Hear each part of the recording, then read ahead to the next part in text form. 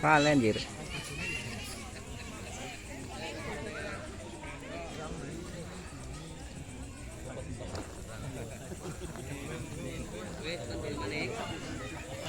Oke, sebelum acara makan bersama dimulai, izinkan saya menutup acara pada malam hari ini. Terima kasih sebanyak-banyaknya dan mohon maaf jika banyak kesalahan. Akhirul kata saya tutup. Assalamualaikum warahmatullahi wabarakatuh.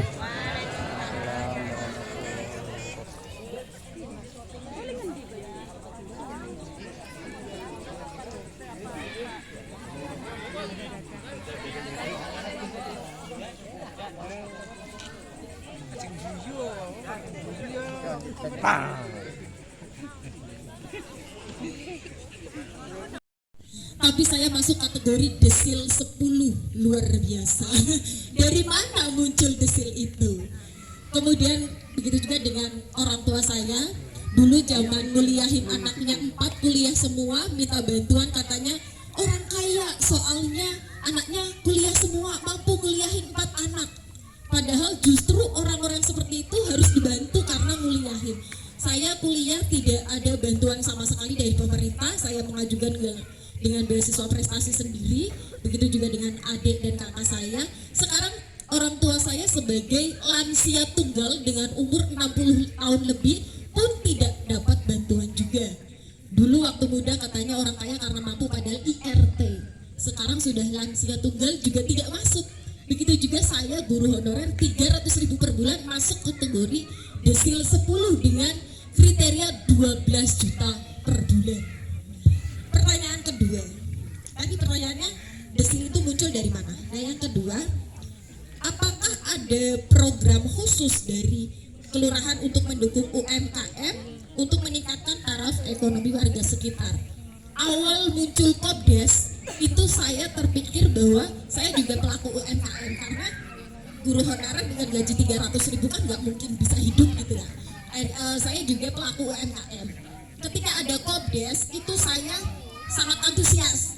Saya kira ada koperasi untuk menyediakan simpan pinjam dengan tanpa bunga gitu ya. Ternyata nggak tahu nanti kedepannya seperti apa. Nah dari program Pak Lurah sendiri, apakah ada bantuan untuk meningkatkan atau kesejahteraan dari UMKM yang minim modal gitu?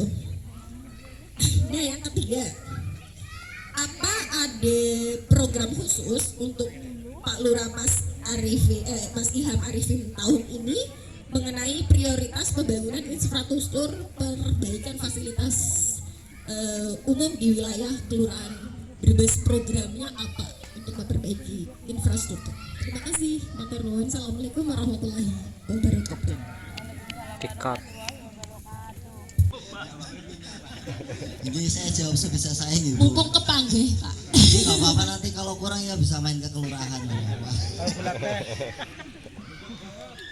Jadi yang pertama kaitannya desil nih, Bu. Kan saya rasa Bu Risma ini update tren sekarang lah, kayaknya di TikTok dan lain-lain lah.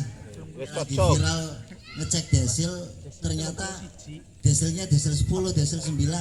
Sedangkan anak Pak Purbaya sendiri maksudnya desil 7 kemarin viral, Bu. Seperti itu ya. Kita tunggal sosial ekonomi ya. Itu kan yang mengeluarkan dulu namanya DTKS kan. Sekarang dicoba untuk digabungkan antara data dari Dinsos, dari BPS menjadi satu data agar tidak berbeda-beda antar lembaga seperti itu, Bu. Jadi kemarin sempat ada sensus ekonomi nih. Bu Risma sudah disensus belum? Oh belum. Nah itu salah satu program dari BPS kan ada sensus ekonomi. Nah itu salah satu tujuannya untuk memperbaiki data-data terkait sosial ekonomi masyarakat, Bu.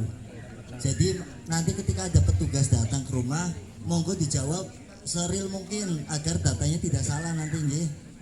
Kalau belum didatangi nanti persiapan, nanti dijawab seadanya lah. Nanti kan ditanya penghasilannya berapa, ditanya pengeluaran listriknya berapa, pengeluaran per bulannya berapa, seperti itu. Nanti kan datanya dimutakhirkan oleh BPS seperti itu.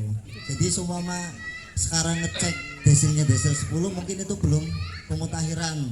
Nah, dari kelurahan juga ada pelayanan terkait pengajuan pemutakhiran data seperti itu. Nanti bisa konsultasi langsung ke kelurahan aja Bu, barangkali mau diperbaiki datanya seperti itu. Kemudian yang kedua tadi UMKM. Oh, UMKM ya. Meningkatkan taraf ekonomi warga sekitar, apakah ada model untuk memajukan UMKM dengan yang orang yang minim modal gitu. Dan apakah Kopdes itu nanti yang sedang dibangun ini apakah ada kaitan dengan permodalan untuk UMKM juga atau hanya jualan seperti Alfamart yang diberitakan di TikTok seperti itu? Ini apa yang jelas Len? Kan, Oke. Untuk sekarang sendiri Kopdes sendiri kan masih dibangun ya, belum jalan untuk operasionalnya. Bahkan sekarang yang lagi ramai itu masih membahas gaji manajernya Bu. Yang katanya 16 juta ternyata hanya sekitar ya mungkin 6 juta sekian lah. Untuk program-programnya sendiri kita juga masih menunggu dari pemerintah pusat Bu, karena Kopdes sendiri ini kan arahan dari pusat langsung ya, bukan dari bawah permintaannya, dari pusat langsung. Jadi kita sebagai pelaksana paling bawah ya hanya mengikuti arahan dari pemerintah pusat, termasuk dari pembangunannya sendiri kan itu dipasahkan ke PT Agrinas. Kita tidak ikut campur dalam pembangunannya. Kita hanya menyediakan lahan sekaligus anggaran untuk membangun koperasinya seperti itu Bu. Untuk programnya sendiri kita juga menunggu dari pemerintah apakah nanti bisa membantu UMKM sekitar, apakah bisa menjajakan produk-produk Bapak Ibu semua, produk-produk home industry, kemudian barangkali ada produk pertanian biar langsung disalurkan ke masyarakat tanpa lewat tengkulak dan lain-lain agar harganya stabil dan mesejahterakan Bapak Ibu sekalian. Jadi seperti itu. Kemudian untuk program pembangunan sendiri untuk saat ini Bu, saya juga masih belum ada 1 bulan di kelurahan dan tentunya saya menjalankan anggaran sesuai BPA tahun ini yang sudah disusun tahun lalu.